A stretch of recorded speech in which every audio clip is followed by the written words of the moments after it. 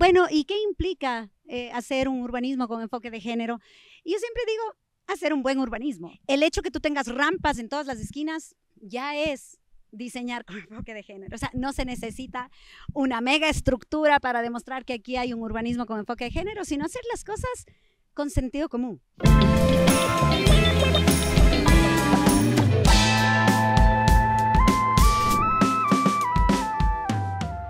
Hola con todos y con todas, gracias por escucharnos. Mi nombre es Julio de Entre Bicis y estamos contentos de lanzar este primer episodio del podcast junto con una invitada especial, Carlita Hermida, y literalmente estaremos sobre ruedas, no estaremos en un estudio, pero estamos muy emocionados de poder compartir las experiencias que cada uno tiene en su día a día en la bicicleta.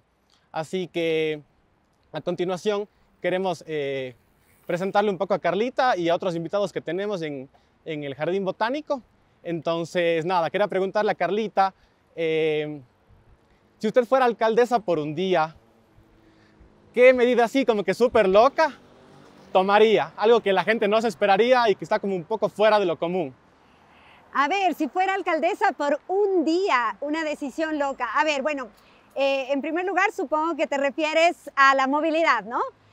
Porque hay tantas otras aristas de vivienda de interés público, etcétera. Pero con respecto a la movilidad, yo creo que lo primero que yo haría es enfocarme en la movilidad para las personas más vulnerables. Eso quiere decir para los peatones.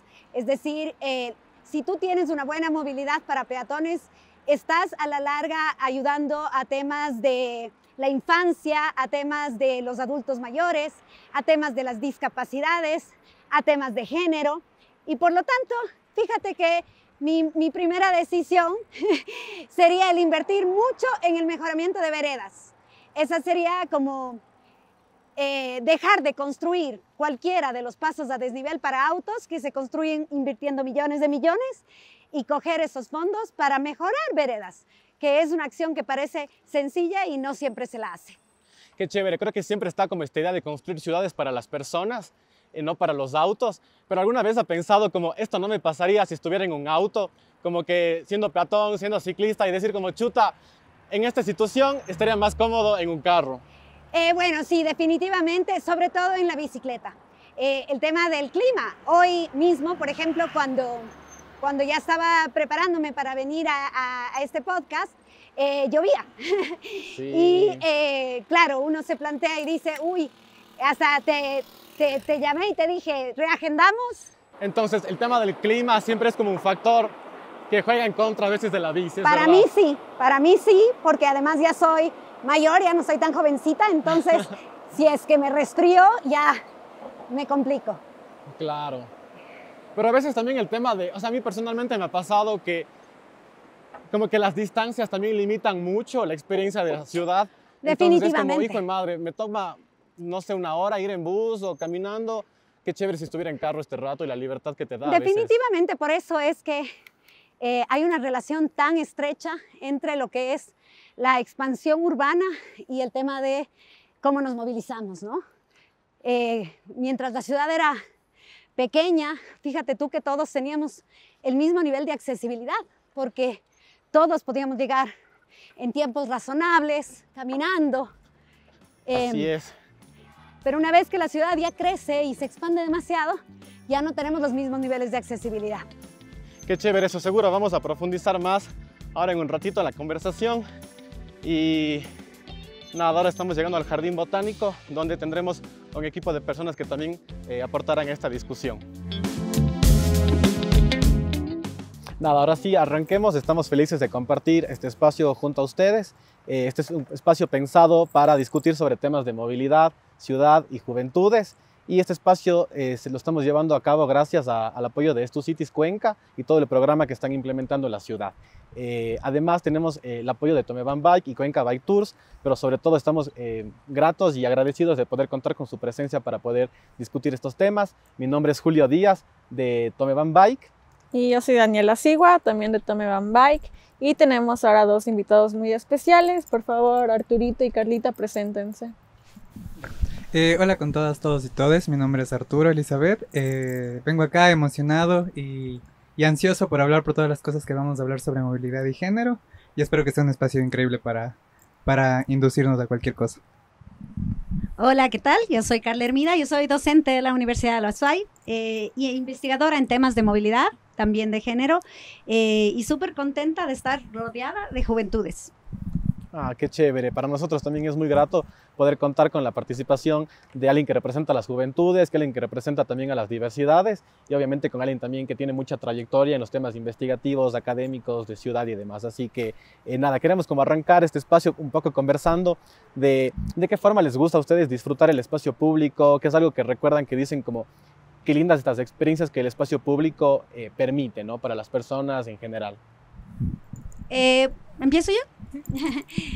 Bueno, a mí me encanta disfrutar el espacio público de diversas maneras, pero yo arrancaría y como docente explicando un poquito qué entendemos por espacio público. Porque cuando te hacen esa pregunta, como tú nos acabas de hacer, lo primero que uno piensa es este parque, una hermosa plaza, un hermoso borde de río, pero hay que saber que espacio público no son solo esos espacios de ocio y recreación. Espacio público son las calles, son las veredas, son los puentes, son los viaductos, son los pasos subterráneos. Entonces, sí es importante cuando uno habla de espacio público, reconocer esos espacios, porque el no reconocerlos a veces hace que nos despreocupemos de ellos. Total.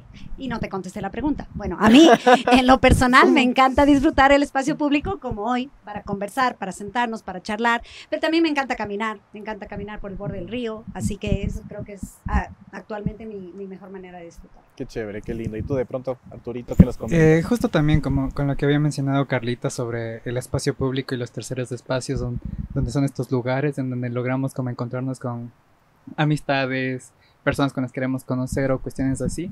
Siento que yo disfruto mucho eso, como que estar en un lugar donde pueda como caminar, estar en la bici, como dejar la bici en algún lado y establecerme a hablar con alguien, solo como comunicarnos, estar así como juntos y saber que no necesitamos o no tenemos la obligación tampoco de ir a un espacio privado, o como a veces siento mucho que se habla sobre la privatización o la eliminación de los terceros espacios, que son estos espacios públicos, sino un espacio en donde tenemos como que la dicha y la gracia de poder como estar y ocuparlos de la forma en la que nosotros deseamos. Eso creo que lo disfruto mucho.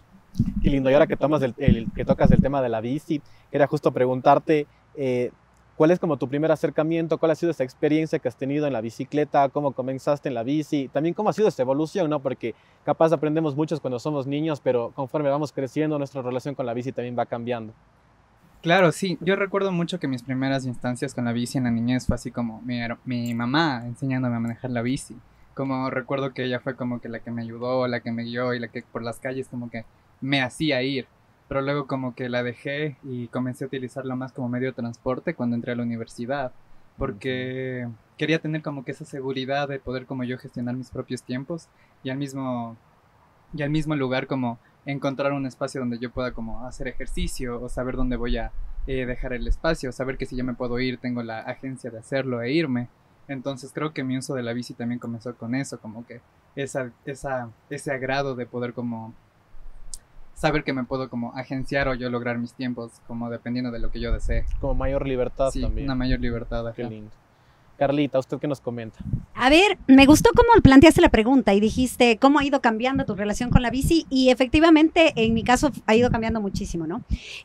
Cuando yo era adolescente empecé a usar la bicicleta muchísimo y cotidianamente cuando vivía en una ciudad que se llamaba Belice, dentro del país Belice, ¿ya? La Belice City en Belice, porque era una ciudad de mar y tal. Entonces, ¿cuántos años vivió ahí? Perdón, eso no tenía idea. bueno, yo hice mi secundaria por todo el mundo ¡Qué porque chévere! por el trabajo de mi papá. ¿Ya? Entonces, uno de esos países fue Belice, que era una ciudad de mar, y entonces ahí me compraron una bicicleta y yo la usaba todo el día para todo el tiempo. Y luego, en Cuenca, cuando ya empecé a estudiar arquitectura, usaba la bicicleta como modo cotidiano para irme a la universidad. Y le contaba justamente ayer a un amigo y le decía, era muy curioso porque casi nadie usaba bicicleta.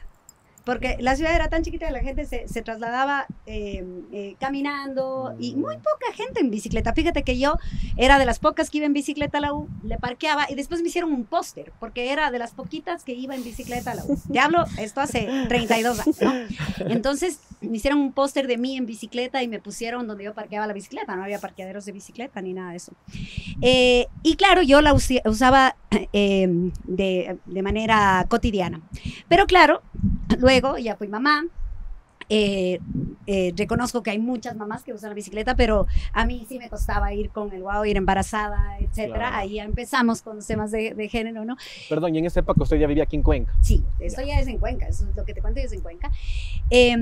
Y bueno, ya después me fui a vivir en Misicata. Para los que no conocen Misicata, está bastante lejos de Cuenca y ahí viene lo que hablábamos contigo, cómo incide el tema de la movilidad y el tema de la expansión de la ciudad en cómo te puedes mover y cómo se generan desigualdades muy fuertes. Porque al estar en Misicata, perdón, hacia allá, al estar en Misicata, ya era imposible trasladarme cotidianamente en bicicleta, pero yo tenía la posibilidad de venir en auto. Pero hay personas que no, y entonces quedan sin acceso a servicios, sin acceso a equipamientos, etcétera, ¿no? Entonces ahí ya se genera la desigualdad cuando la ciudad se expande demasiado. Y bueno, luego ya me acerqué un poquito más, bajé ya a vivir más céntrica, y ahora mi relación con la bicicleta es una relación de a veces sí, a veces no. Soy bastante usuaria de auto, pero a veces sí me uso la bicicleta cuando tengo las condiciones para hacerlo. Qué chévere, justo me hace acuerdo también de mi propia relación con la bici. En mi caso me enseñó mi papá, yo de muy chiquito siempre con él en la bici, pero cuando entré a la universidad, ahí fue súper loco como yo vivo también en Caballo Campana, está cerca de Misicata, y en esa época yo era así de no, quiero vehículo y que la bicicleta tiene que ser todo y que no sé qué, y mis papás me decían, estás loco, o sea, mira dónde vivimos, cómo te vas a ir a la universidad, cómo vas a regresar de la U en bici, y yo no me importa y que no sé qué, y en esa época recuerdo que había días en los que subía y bajaba de Caballo Campana 3 veces en un día.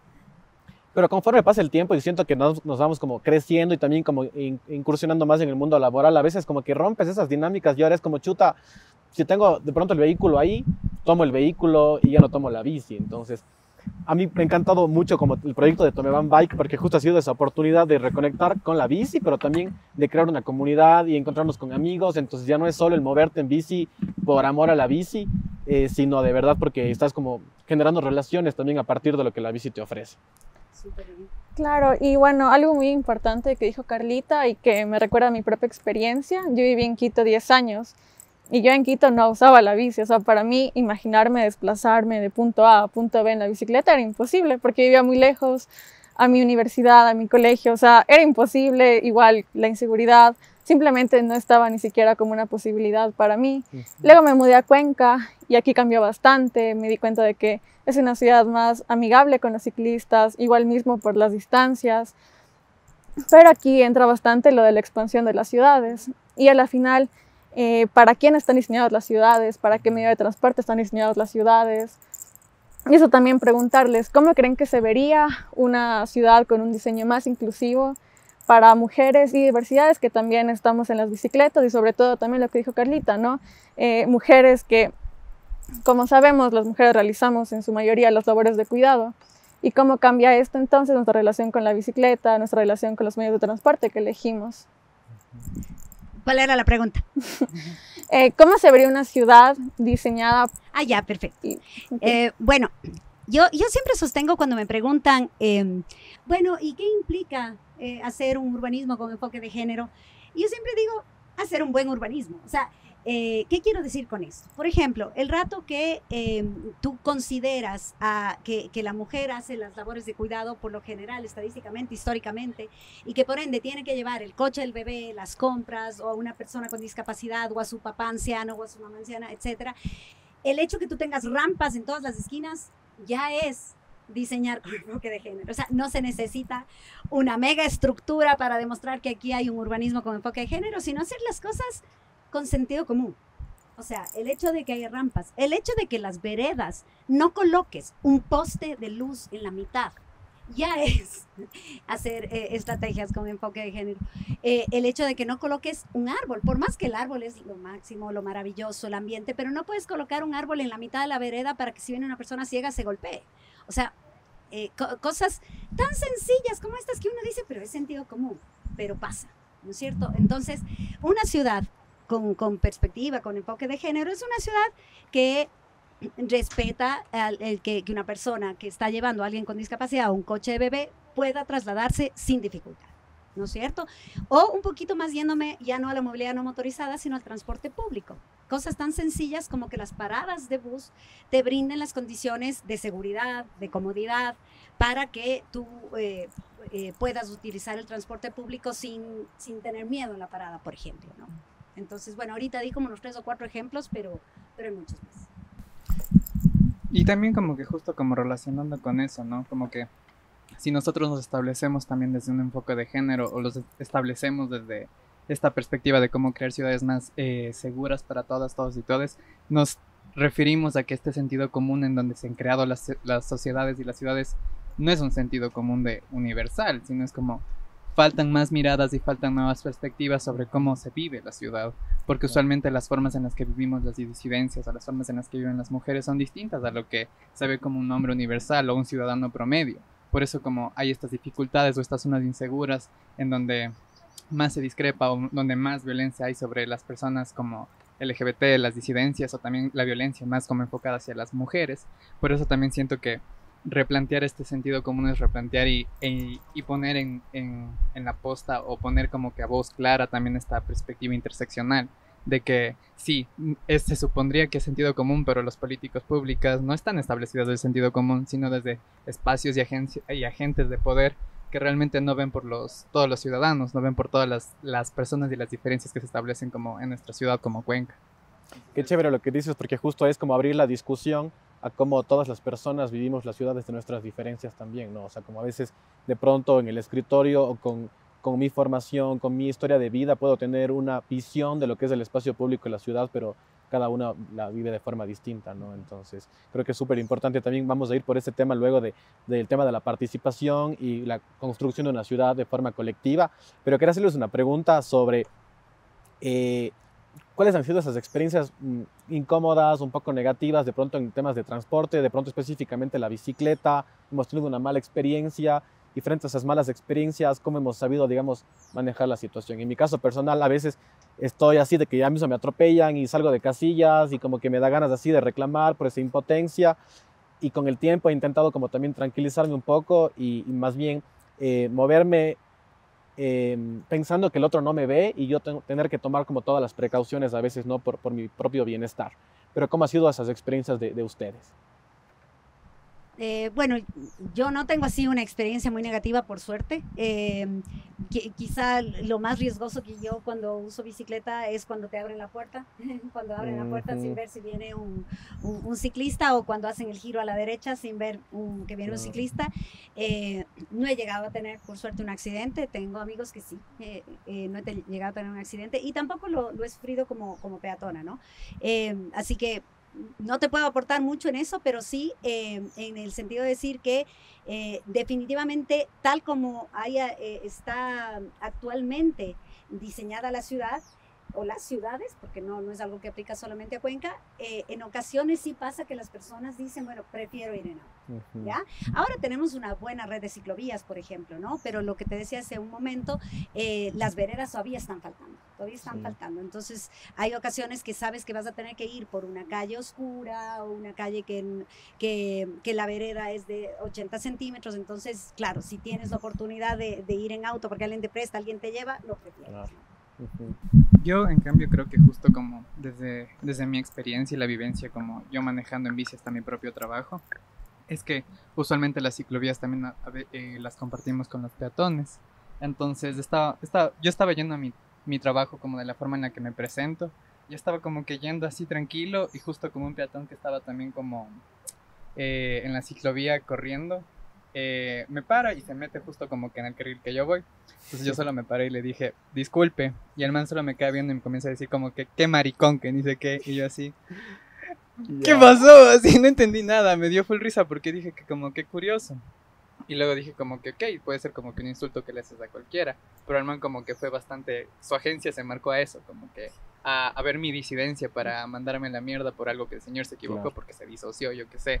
Entonces también hablando con otros compas que manejan las bicis o también como de esta perspectiva desde género, es como que, ok, sí, las disidencias sí manejamos bicis, pero tal vez desde un cuerpo masculinizado.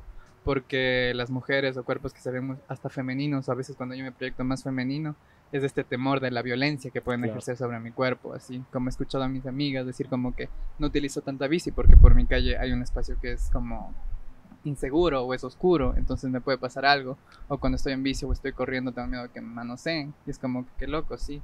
Entonces esas experiencias también como nos hacen, a mí yo cuando a veces vuelvo de la noche en el trabajo o algo así, es como que qué loco, tengo que manejar más rápido porque soy miedoso y puede pasar esas cosas. Entonces creo que esas serían como experiencias incómodas que he sentido yo como ciclista. ¿Y crees que esas experiencias como que de alguna forma han limitado tu uso de la bici o igual como que te reafirmas en eso y lo ves también como un acto, no sé, de empoderamiento, de libertad?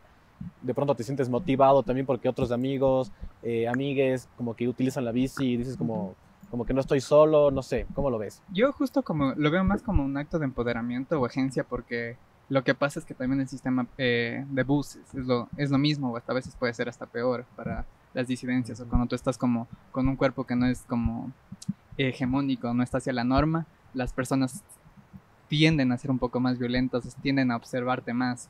Entonces cuando ocupaba el bus público o ocupaba como el tranvía, es curioso porque las miradas están ahí y depende de si son señores de 40, 50 años me pueden mandar a la mierda o golpear, o son señoras que solo como que mediante el lenguaje solo intentan como menospreciarme, es como que ya señorita vaya o cosas así, digo como que está bien así, me da full igual, pero cuando estoy en bici sé que tengo la agencia para irme o ir más rápido porque tengo como que yo el poder de salir corriendo así o como que ok, este man me manda a la mierda pero puedo irme así.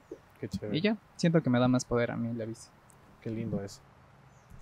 Claro, y bueno, en ese sentido también a muchas personas la bicicleta nos da autonomía, que creo que es algo de lo que Arturito habló bastante. La bicicleta nos da autonomía y también nos permite elegir la bicicleta ante otros medios de transporte, inclusive por el sentido de seguridad. Yo como mujer me siento más segura yendo en bicicleta que como peatón, por eso mismo, porque yo me puedo ir cuando yo quiera, porque yo puedo conducir más rápido.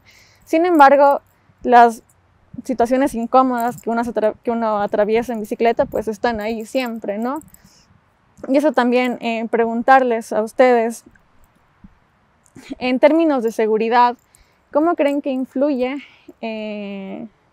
ser hombre, mujer, diversidades, al elegir un medio de transporte en específico y específicamente en la ciudad de Cuenca, que dentro de la situación de Ecuador, pues podríamos decir que Cuenca tiene un buen sistema de transporte público, tiene algunas fallas, pero tiene en general un transporte bueno. Sin embargo, ¿cómo atraviesan estas situaciones la elección del transporte que elige una persona? Bueno, definitivamente la ciudad no es neutra. O sea, quiero decir que la ciudad sí tiene un componente muy fuerte de diferencia de género en el derecho a la ciudad. Todavía, no sé si en el futuro podamos decir que no, pero hasta el momento sí, ¿no? Entonces, todas las estadísticas te demuestran qué tan más afectadas, por ejemplo, están en temas de secuestro, de acoso, de violaciones, etcétera, las mujeres. Lamentablemente no tengo el dato de la comunidad en general LGBTI, pero sí en cuanto a las mujeres es mucho más alto el porcentaje con respecto a los hombres. No hay vuelta que dar, o sea, son números fríos pero reales, ¿no? Entonces, obviamente el caminar o el ir en bicicleta está mucho más en riesgo la mujer que el hombre. Mucho más. Y además, por el tema que les mencionaba hace un rato, lo que le llamamos nosotros la movilidad del cuidado. O sea, todavía, históricamente y estadísticamente todavía, son las mujeres las que se encargan de los hijos, de los papás, de los enfermos, de los discapacitados, etc. Y entonces, nuevamente, la calidad de la infraestructura urbana les afecta más a las mujeres que a los hombres todavía hoy en día. ¿Cuál era la pregunta? En términos de seguridad, el ser hombre, Justo también como, justo desde este enfoque de género, desde este enfoque interseccional, lo que nosotros como siempre hablamos y discutimos es como que las ciudades, justo como menciona Carlita, no están construidas de una forma neutra, están cargadas y las estructuras se basan como ya en principios patriarcales, principios como capacitistas, son lugares donde como que las diversidades, las disidencias, las minorías se les dificulta per se, o sea, como tú naciste, entonces tienes que enfrentarte con ciertas como privilegios también, pero también ciertas como desventajas. Entonces siento que en cuestión de enfoques de mujer, hombre o diversidad sexual o la forma en la que queramos ver, siempre van a haber como estas diferencias. Como que justo algo que menciono que me parece interesante es como que sí, existe la data y es como que la data es donde nos creamos nosotros y establecemos las políticas públicas. Y algo que pasa como en las comunidades LGBT es que no existe una data, porque no se plantean como encuestas o no existe como esta información necesaria para ejercer fuerza o poner como que más hincapié en las políticas públicas. Entonces vamos como a este paso de que qué curioso, ¿no? Como que tenemos que hasta ahora construir esta data para saber cómo nosotros como disidencias vivimos la ciudad, cómo nosotros deseamos permearla y cómo nosotros también la podríamos vivir de la forma más óptima, que para ciudadano promedio puede ser hasta como la forma normal o la forma en la que él decide, como que sin tener esta criticidad de saber cómo que va a ser más seguro, ¿no, para mí en mi diario vivir. Entonces, esa es una deuda pendiente de la investigación, sí, súper fuerte. Sí, o sea, no hay los datos para la comunidad LGBT. Justo vamos a tener también dentro de poco un episodio que habla específicamente sobre el tema de datos y la importancia de, primero, los datos hacia la ciudadanía para hacer ciudadanías informadas, pero también a partir de esos datos, cómo podemos utilizarlos evidentemente para transformar las ciudades a partir de política pública, que es fundamental. Pero lo que ahí sí les recomiendo es tomar los datos, que son súper importantes, los datos cuantitativos y estadísticos son súper importantes, pero no hay que descuidar los cualitativos. Totalmente. No hay que descuidarlos porque lo que a veces pasa es que el dato es súper importante. Hay que tenerlo, este dato numérico, porque además con eso puedes llegar a la gente. O sea, cuando a la gente le dices del 85% de las violaciones son a mujer, ya. Pero no hay que olvidarse del otro, porque si no nos quedamos solo con el dato numérico. Ahora justamente con mi colega Mateo Cuello estamos en una investigación donde tenemos muchos datos numéricos sobre cómo se mueven nuestros estudiantes y decidimos pasar ya a lo cualitativo y lo que encontramos es ocaso, o sea, las chicas, por ejemplo, que no tienen recursos y que por lo tanto no tienen carro y que viven lejos, por ejemplo, en Quingeo, etcétera, literalmente no tienen tiempo para hacer nada, absolutamente nada más que no sea venir a la universidad. O sea, no pueden pensar en nada, ni salir con un amigo, ni nada, porque no les queda tiempo por los tiempos de traslado. Y eso solo lo descubrimos ya cuando empezamos a hablar con ellas, a conversar con ellas, porque en el dato solo nos salía X% vive a más de 10 kilómetros. Y también justo como saliéndonos un poco de tema hacia la data, es como justo la construcción de la data también tiene que responder y tiene que hacerse desde este enfoque de género y desde esta perspectiva hasta queer, porque no es lo mismo pedir datos o buscar datos desde este enfoque hasta heteronormado o binario a buscar datos como ya desde esta perspectiva interseccional, porque no van a salir lo mismo y la forma en la que tú vayas a interseccionar los datos va a ser como que también la forma en la que vas a encontrar las respuestas o vas a plantear las futuras problemáticas o las depende de qué futuras te soluciones. También, exacto. Como que desde la metodología o desde las fuentes epistemológicas ya tiene que estar cargada de este fundamento como con enfoque de género, enfoque queer, donde comprendamos que la ciudadanía también ya responde hacia la diferencia, no como de plasmear solo números así, como humanizar los datos. Chévere eso. ¿Y qué caminos o qué soluciones creen que también puede como venir desde la ciudadanía? ¿Cuál es la importancia como de tejer comunidades en torno a esto? Claro, está por un lado la academia, por otro lado el sector público a veces, pero desde la ciudadanía, ¿qué deudas pueden existir o qué planteamientos también pueden surgir, no? A ver, yo creo que siempre es fundamental escuchar a la gente. Si no escuchas a la gente, no se puede plantear la política pública basada en realidades, sino es fundamental.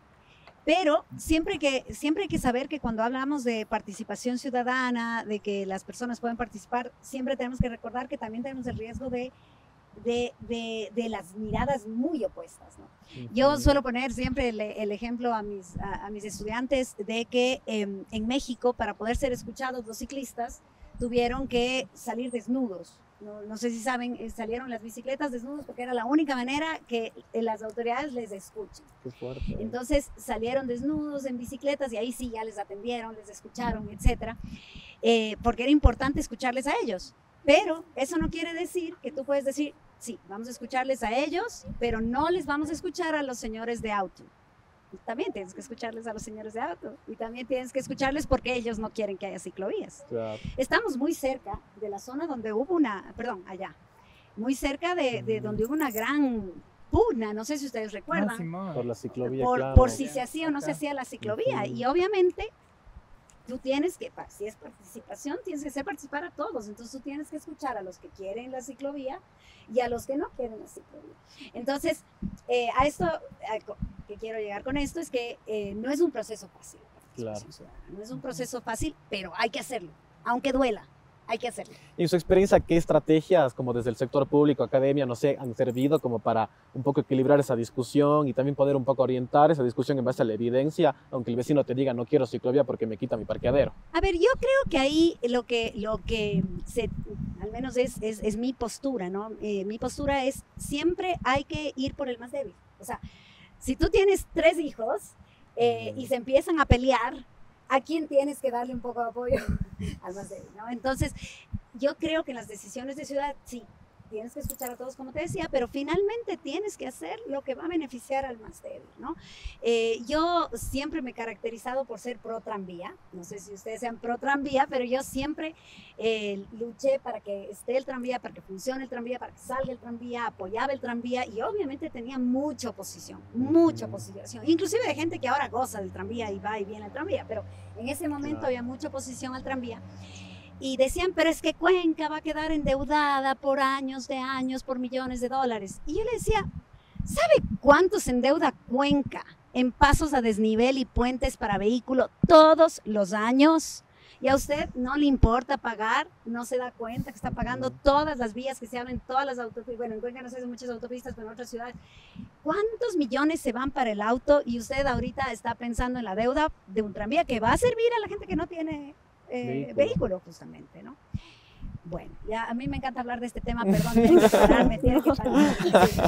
Sí, justo como que solo para acotar estas cuestiones es como que igual la búsqueda o el alcance de derechos nunca se ha dado como gratis desde los estados, sino que todos los estados a las personas que se encuentran en el poder se establecen en estas dinámicas de no soltar lo que ya se tiene, porque se piensa que se va a perder más. Entonces, los derechos o justo esta lucha constante de la población, de las movilizaciones, se hacen con justo esta retórica de como que las dinámicas de poder en las que nos establecemos hacen que las personas que tengan más no quieran dar, sino solo quieran mantener y equiparar. Por ende, lo que nosotros tenemos que hacer, y justo con el ejemplo que había mencionado Carlita, es como resistir y luchar. Es como la forma en la que nos visibilizamos, la forma en la que transgredimos las ciudades, también como equipara la forma en la que tenemos que pedir a nuestro propio espacio que cambie para nuestro provecho, para nuestro bienestar común, nuestra sociedad colectiva. Entonces creo que lo que nos falta, y es algo que siempre se menciona ahora con los últimos tiempos en los que estamos, es como volver a lo colectivo, volver como que a establecer estas redes, porque algo que siempre nos tenemos comentando entre las nuevas sociedades, que estamos perdiendo la red, estamos perdiendo como la colectividad, estamos muy individualistas. Entonces siento que justo para buscar y la lucha de los derechos se hace en la colectividad, no solo con un héroe o dos, sino como con una sociedad o un pueblo unido. Eso. Me parece súper chévere lo que dices, porque yo he escuchado, no sé cuál sea su criterio, de que en Cuenca existe una especie de desentendimiento de los ciudadanos a veces al involucrarnos en la política pública, porque tenemos servicios básicos que funcionan muy bien en comparación a lo que sucede en otros lugares del país, y de pronto se da este efecto en el que damos como que ese rol al gobierno local y no nos involucramos. Es decir, yo saco la basura y pasar al EMAG a recoger mi basura, pero ya no existe este tema de pronto yo salir con mi escoba y limpiar mi vereda, como el ser parte del espacio público y el construir ciudad también desde esos actos pequeños. Y a veces como que dejamos mucho a que de pronto el gobierno local nos resuelva, digamos, el tema de la vivienda, de la limpieza, del uso del espacio y demás. Entonces, De pronto, ¿qué alternativas o qué caminos ustedes creen que tenemos o que podremos construir desde las juventudes para justamente involucrarnos en la construcción de la política pública, de crear redes de ciclismo, mejorar sistemas de transporte público con este enfoque de género? Bueno, yo creo que estamos sentados en lo que se debe hacer. Es decir, el hecho de que ustedes hayan creado este programa, este podcast, que quieran conversar del tema para que se difunda entre los jóvenes, para que los jóvenes vean, ya son los primeros pasos. Y si eso está haciendo muchos grupos, es digno de aplaudir. Hace unos 8 años se hizo una encuesta por parte del colectivo Cuenca Ciudad para Vivir, no sé si han escuchado, pero ellos hicieron una encuesta, debe ser hace unos 8 años porque era bastante antes de pandemia, y nos preguntaban, una de las preguntas era, ¿usted asiste a la reunión de su barrio? No me acuerdo, era un porcentaje altísimo, como que el 90%, 95% decía no. Entonces, claro, pero esa apatía que tú mencionas, al menos mi esperanza está puesta en ustedes, o sea, en la nueva generación, ¿no? La que nos sigue. Chévere. Uy. Justo eso, como yo estaba en cambio pensando que las nuevas generaciones, como hay justo también como a partir de la data, esta nueva generación se está como yendo más hacia el conservadurismo o se está yendo más hacia el individualismo, por ende como estos espacios como gritan desesperadamente como electividad, gritan como buscar la red de nuevo, porque sí somos como la generación que está en la transición y a partir como con la red de la digitalidad, con la globalización, con todas las dinámicas y los cambios que hemos tenido, pandemia, pospandemia, bla, bla, bla, bla, bla, bla, sí hemos estado como que en cambios que han construido nuestro sujeto o nuestra ciudadanía de formas como que ni siquiera están siendo entendidas desde la ciudadanía, desde políticos o desde cómo se construye los gobiernos.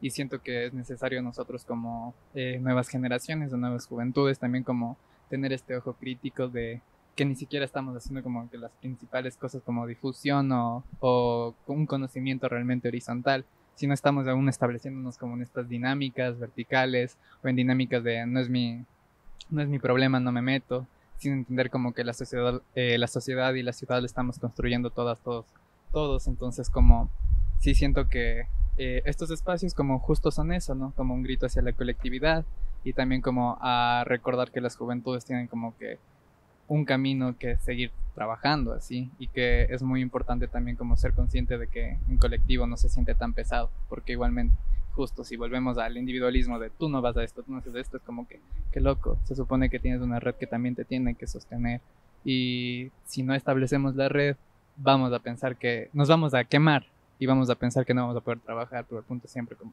volver a la red y generar estos diálogos horizontales para saber cuáles son las dinámicas de poder hasta que nos transceden. Claro, qué chévere. Muchas gracias. Es lo que me llamó mucho la atención, esto de la mentalidad de las juventudes, de si no es mi problema no me meto. Y también lo que mencionó Carlita sobre esta estudiante universitaria que vivía muy lejos de la universidad. Y pues aquí hablamos entonces también de la movilidad, pero en las zonas rurales y en barrios populares.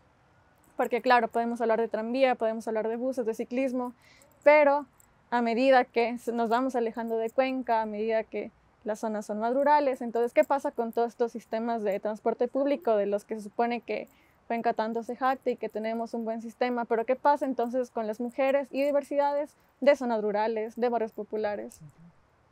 Sí, es muy complejo. ¿Tenemos tiempo? ¿Puedo Sí, hablar? sí. Es muy complejo el tema y se acentúa por algún factor que quizá puede ser tema de otro podcast porque es muy grande, que es el valor del suelo.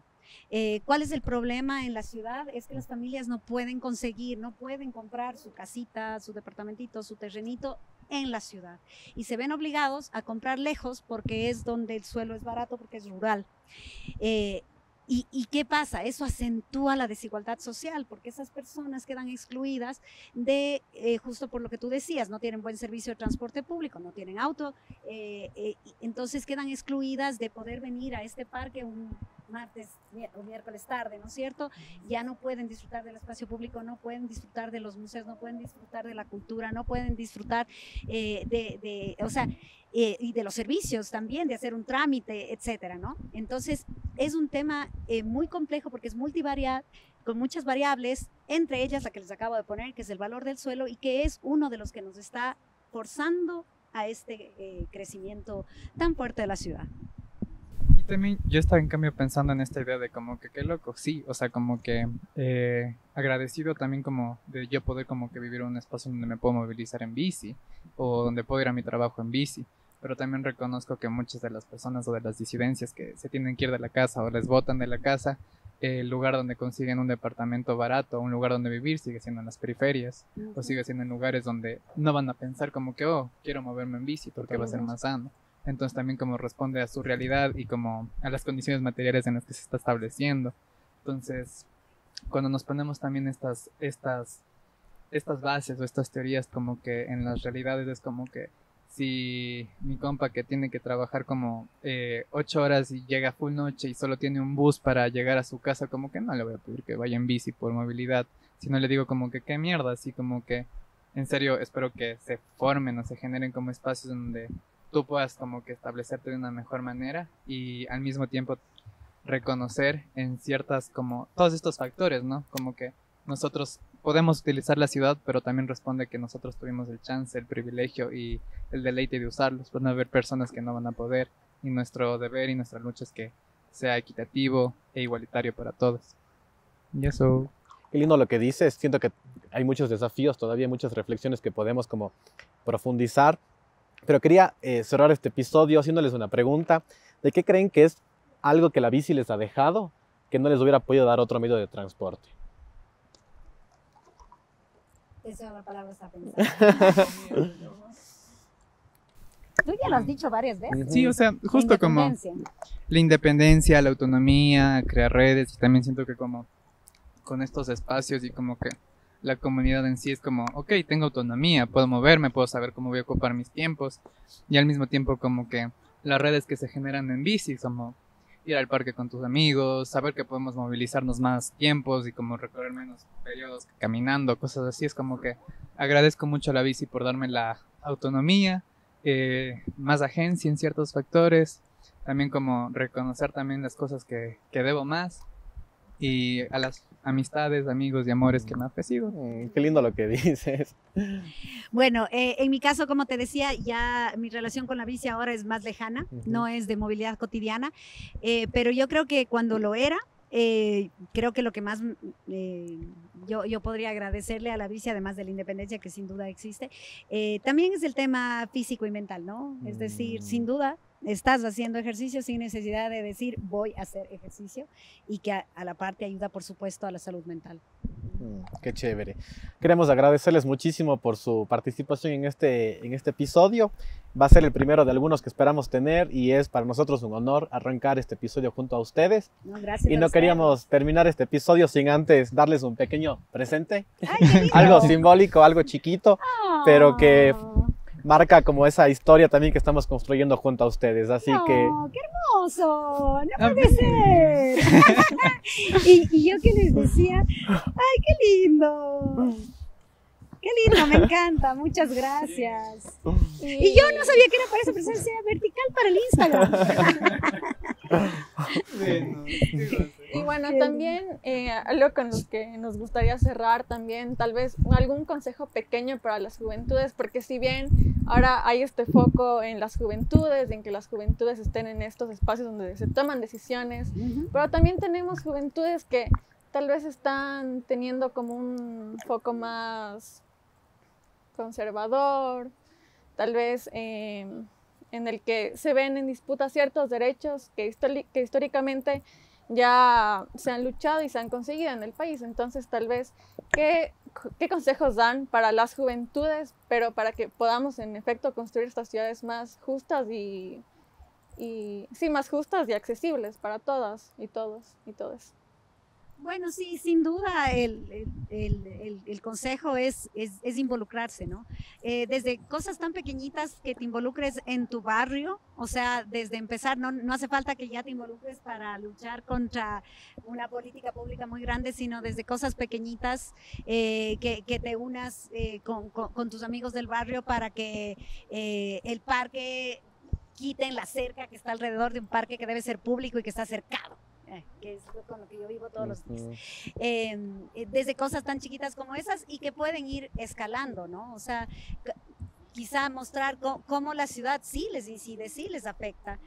Aunque tengas privilegios, de una u otra manera la ciudad sí te afecta, sí te incide en tus decisiones cotidianas, a dónde vas, con quién vas, por qué vas, y al sentirte afectado, pues puedes ir construyendo y aportando para mejorar.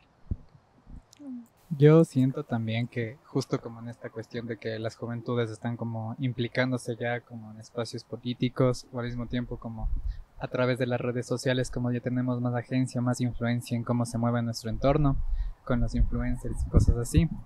Siento que algo que justo estaba pensando al comienzo es como que crítica, autocrítica y verdad común, o establecer esta resolución de conflictos es como comprendernos y situarnos también desde de nuestras condiciones materiales, y al mismo tiempo como reconocer que en comunidad y colectivo vamos a salir siempre. Entonces estas personas que están yéndose a esta línea en donde no es un avance de derechos, sino es un retroceso, y no están viendo por las poblaciones o por la ciudadanía que no tienen los mismos derechos o no tienen las mismas posibilidades, como quitarles los espacios de poder en donde están, como que reconocer que el humano también tiene que aprender. Las juventudes estamos en proceso de aprendizaje, pero si no estás, si estás en un espacio de poder y tus dinámicas se establecen solo hacia las personas de poder, no deberías estar ahí. Y como que la ciudadanía tiene todo el derecho y el deber también como de, si te estableces en estos espacios, quitarte de ellos y estar como traer personas que estén más especializadas o que tengan como este enfoque hasta más crítico sobre la realidad, que no solo sea hacia una línea de pensamiento de tu propio privilegio. Entonces eso. Y solo una pequeña luz de esperanza, que todavía hay muchísimo que hacer, mucho que hacer. Como tú decías, todavía hay mucho que hacer, pero en mi generación hay temas que ni siquiera se tocaban, no existían. O sea, no se tocaban. Muchos de los temas que hemos tratado ahora, de la disidencia, de la movilidad no motorizada, de la sustentabilidad, no existían, ni siquiera las palabras. Entonces, si bien todavía hay tanto por hacer, de mi generación a la de ustedes, algo se ha avanzado.